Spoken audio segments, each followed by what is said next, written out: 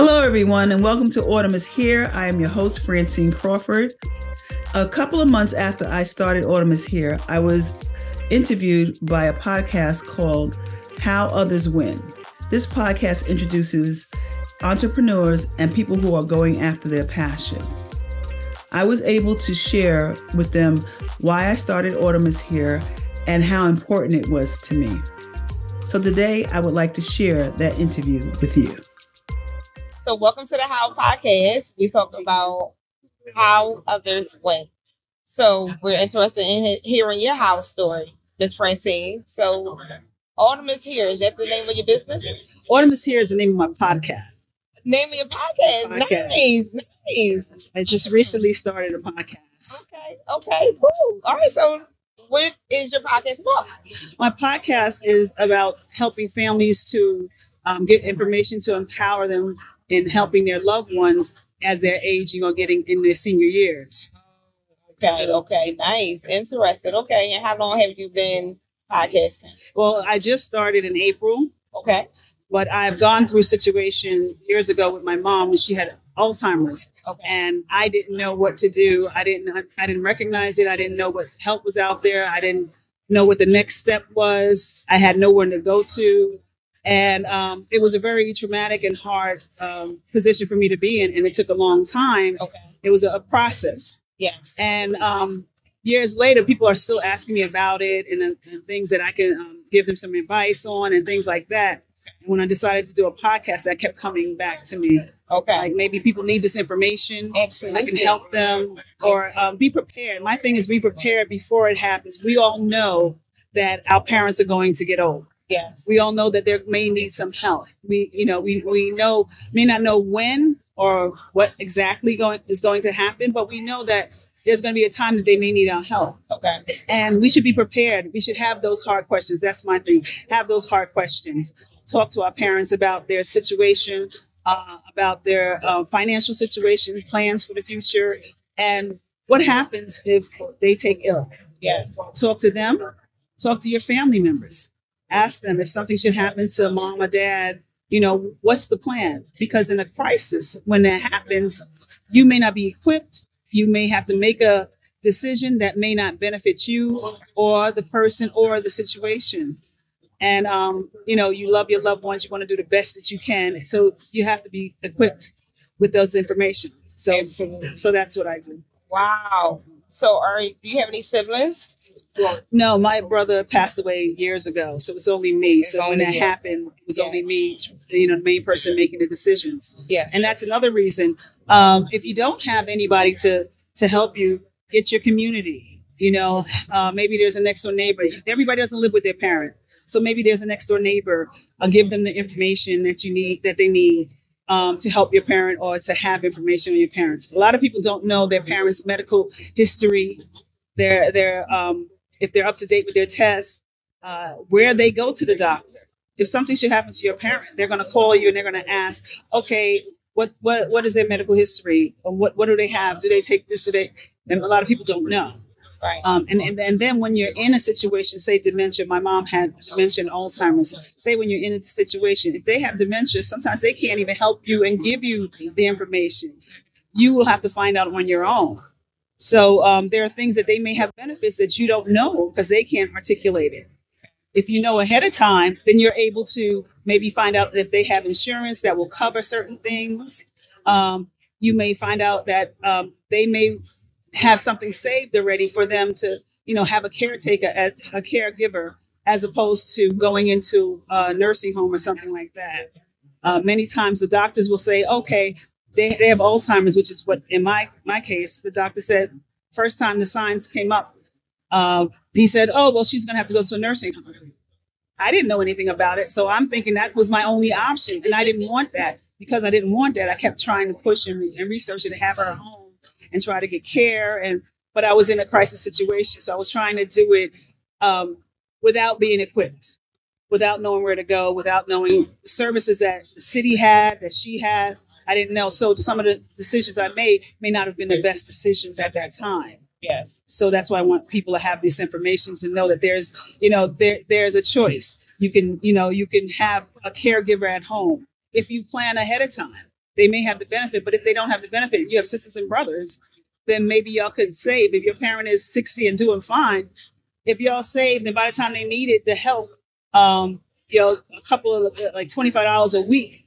By 72, if they need the help 12 years later, you'll have some money that you can at least buy some time so they can have a caregiver at home until if they don't need to, like extensive care, then you can have them at home in their own environment for a while. And then it gives you time to make a better decision. Sure.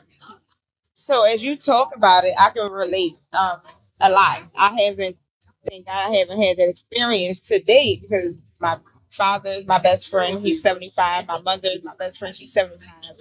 However, I recall my mother caring for both her mother and father until they went back home, right? My grandfather passed away from Alzheimer's. And I remember I was younger. I was probably about 16 years old. And I remember it was oftentimes when he'll leave home. And he was living at home alone.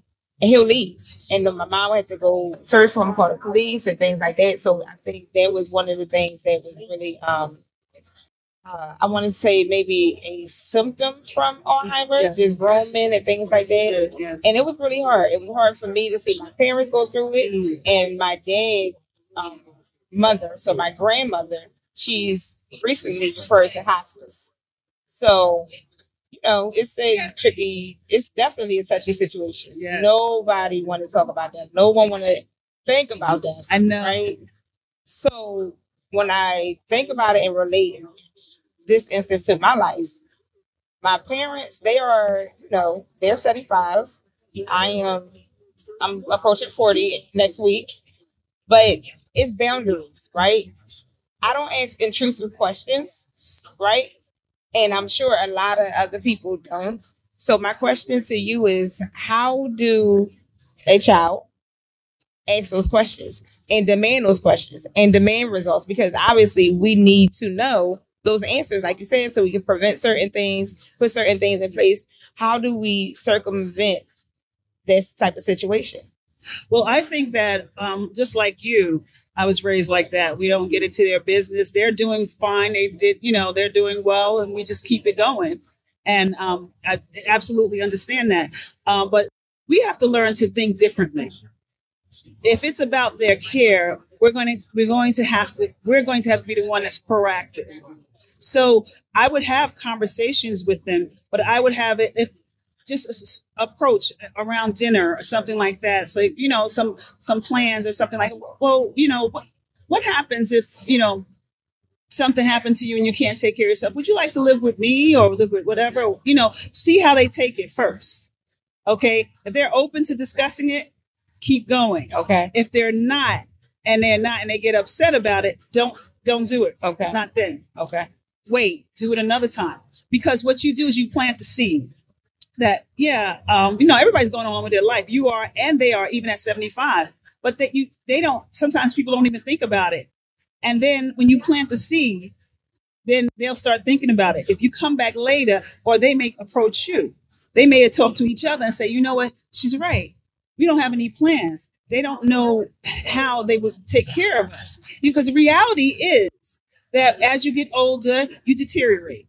You need help. That's reality. We're not changing it by us suggesting it or giving them an option or having a conversation. It's not making them get older or ill or anything like that. These things are going to happen. Mm-hmm. It's best to be prepared. So if you plant the seed or say, you know what I was thinking about? I was thinking about, building a house. Should I build it? Maybe I build it bigger enough for you and Dad to come live with us. Would you like to do that? They like totally opposed to it, right? But maybe they might start thinking about it. Absolutely. So put things out there, let them feel comfortable, because they're not going to feel comfortable. Sometimes they don't feel comfortable. Yeah. If they know that you're interested and you're caring, they might feel comfortable just to ease it in and then start talking about it. Yes, definitely. Like you said, planting the seeds. They often say, life is a circle. The children become the adults, the adult become the children. So it makes sense. And regardless if the parents want to hear it or not, they want to have these conversations, is absolutely important. And as you're speaking, I'm still relating. It's like, okay, my father's stubborn, my mother, you can't tell her anything. And I still want to be that respectful child, right? Yes. But it has to happen. It has to happen. And the same way I'll think of ways to talk to my husband about certain things, we have to get creative and just figure out how to have those conversations, because the reality is, like you said, it's going to happen. And this is a this is a good podcast. I love it. It's nothing that we talk about often, but it's so important. And when you start talking about it, you start thinking about things on a different level. Actually, today is the 1-year anniversary where my husband passed away. So it hurts my heart that I'm not there with her. She's in Delaware and I'm here in Miami. But, I spoke to her a few times and she's doing pretty good. But even while we recognize the parent-child strengths with communication, I recall my mom not even knowing that her husband was going. She had no knowledge that he was diagnosed with cancer, I'll say about 5 years ago. So, it was weird, but there was a conversation that she didn't have. And it just hit her. Of course, the last 6 months, it happened really, really fast. So it was very devastating. Devastating. And that's why I push, have the conversation. Figure out a way, because your parent, your loved one. It could be an uncle or aunt that's older. I was raised that if my cousins were a certain age, then they were my aunts. So I would have to look out for them too. Figure out a way to just kind of ease it in. But it's important to have the conversations. You have to have the conversation, because even figure out how it'll benefit them. If they're resistant to it, that's one of the things to say, well, it'll benefit you because, I want to know what you would like. Because then give them some control. Okay. I want to know what you would like. Would you like, if they have a house, would you like to just stay here? Is that, that what you want? Mm-hmm. Or, are you thinking about maybe moving down south or whatever, selling a house, whatever, just say things like that. Sure. So they'll start talking about it because they start thinking about it. I've been in situations where people are resistant and then they start thinking about it. And like, what am I going to do with this house? Or do I want to stay here alone if my husband dies? They start thinking about it because, that's a reality. Sure. These are realities. We just don't think about it because it's not pleasant, Yes. And you want your parents to live forever. And they want to live forever. Everybody wants everybody to be healthy. Yes. And that may not happen. And especially if with dementia, because that can happen, early. That can happen at 50, 60, and they may not be the same person that you could have the conversation with. They may not be able to offer you the information that you need because of what they're going through. And sometimes it's a slow process. There are different steps and it affects everybody differently, but they may go before they physically go.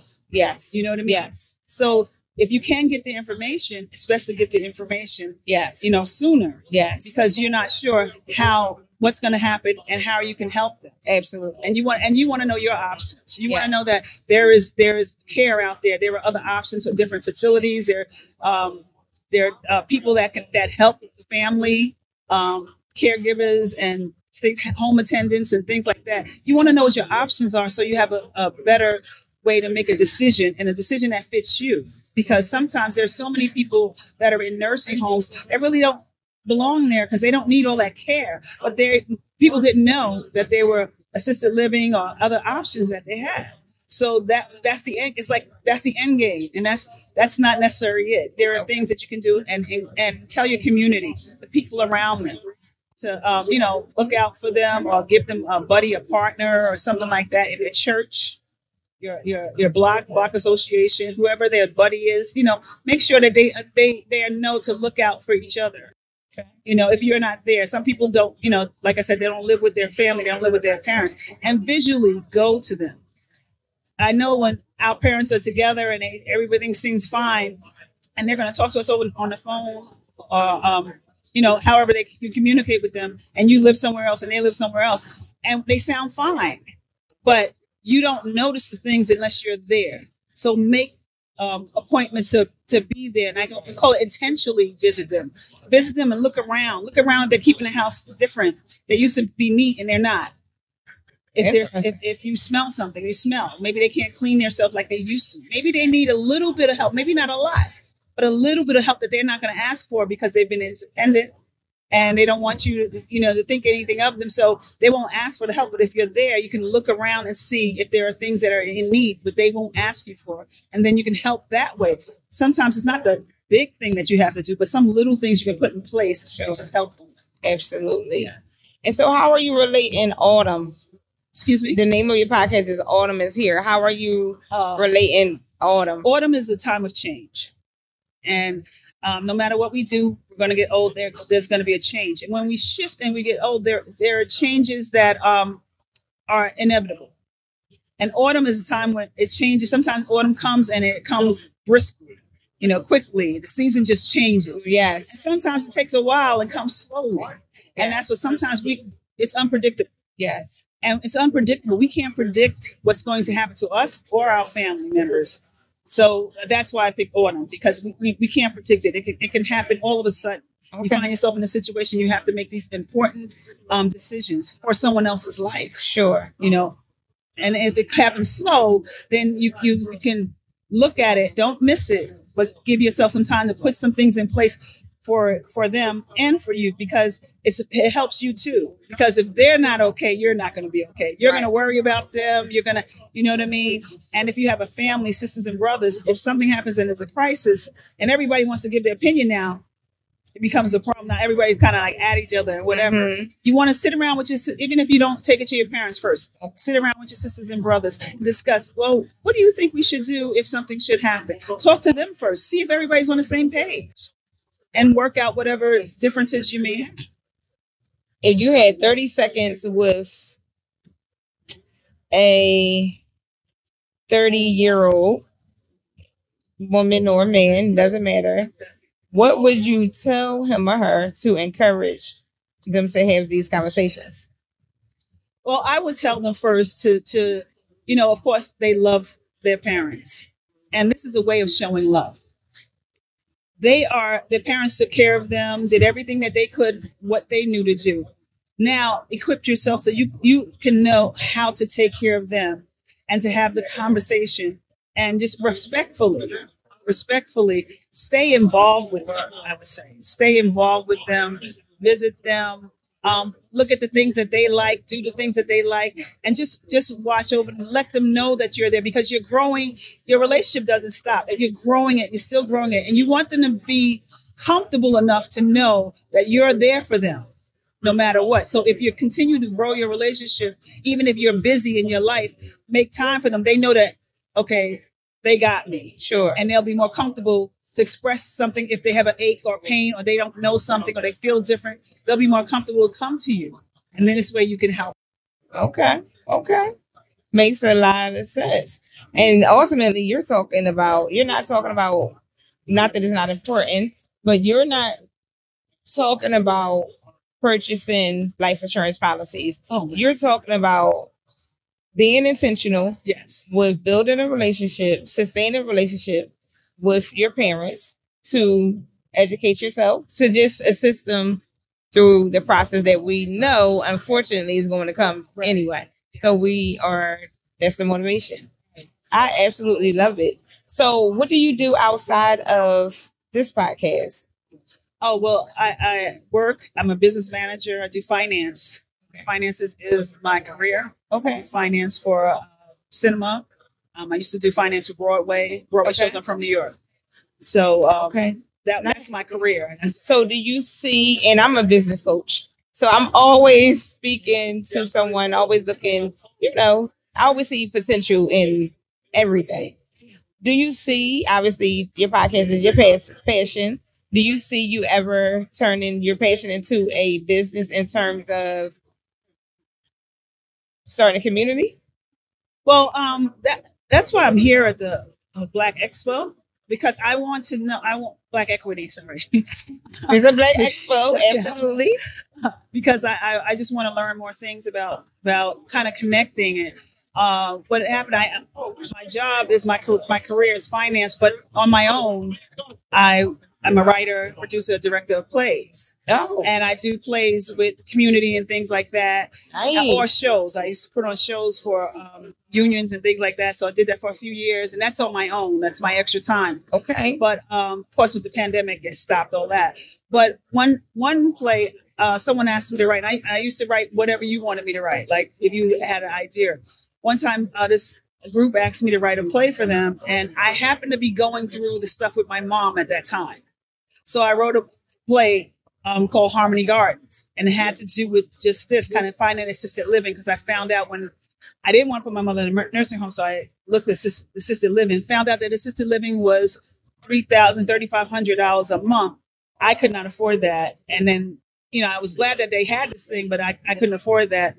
And I couldn't imagine why it was so much. So I actually wrote a play about it, and we performed that in a few places and things like that. So this is kind of connecting to what I've done before. Okay. So eventually, I guess that, maybe, I don't know, I'm trying to find out all the information I can here to see maybe it'll connect to something that is monetizing, but that wasn't my plan intentional. I just think people need this information, and I don't want anybody to feel like I felt, because you go through stuff. When you are trying to do the best you can for your loved one, it's stressful. You're frustrated.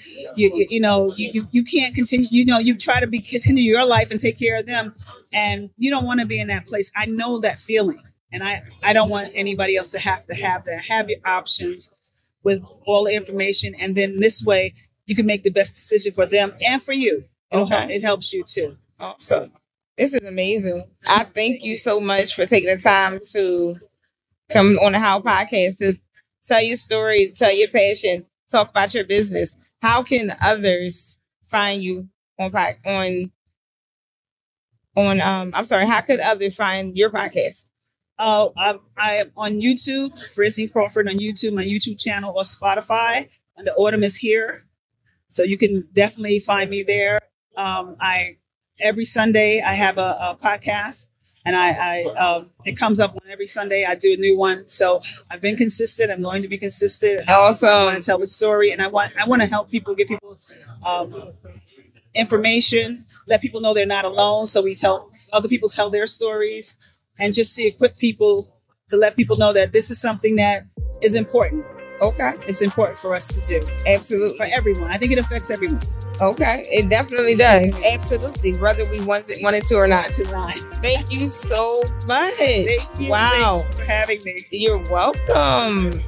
We're going to definitely have to talk again. Absolutely. Definitely have to talk again. Yes. Thank you. Well, I hope you enjoyed that interview. I know I did. I hope it gives you more insight into why I do what I do and how important it is. And I hope it encourages you to get involved in your parents' and your grandparents' lives and your seniors' lives, and to be able to ask them the hard questions and to continue to keep your relationship growing with them so they would feel comfortable when there comes a time where they're in need. Okay, so thank you for watching my show. This is Autumn is Here, and I'll see you next week. Bye.